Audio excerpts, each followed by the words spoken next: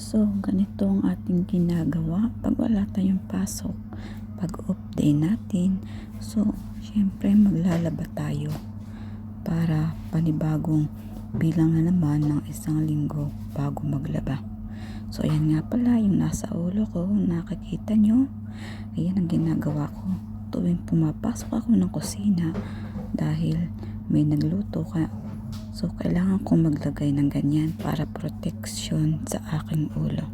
Para syempre, hindi siya mag-amoy ulam o anumang niluto, diba? So, para hindi ko yan sinashampoo araw-araw. So, ganyan ako. So, ngayon, ayan na, mag-umpisa na tayo naman na maglaba ng pangalawang salang. Ayan na. Syempre, nilalagyan ko din yan ng yan, yung bagbag na yan. Dahil ang mga damit naman natin ay syempre malilinis. So, ayan ang ginagawa ko.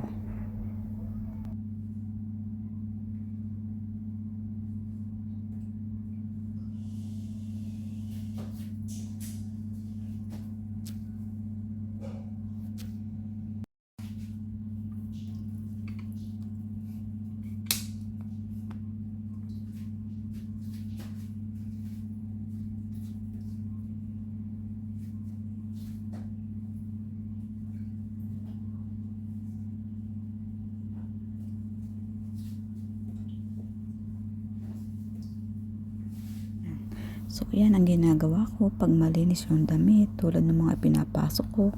Dahil alikabok lang, yan, inilalagay ko yan dyan sa bagbag na yan para hindi siya nasisira. So, ayan ha, gayahin din nyo yan. Bumabango siya at malinis din naman dahil konting alikabok lang naman yan. So, ganyan ang ginagawa ko para hindi nasisira ang aking damit.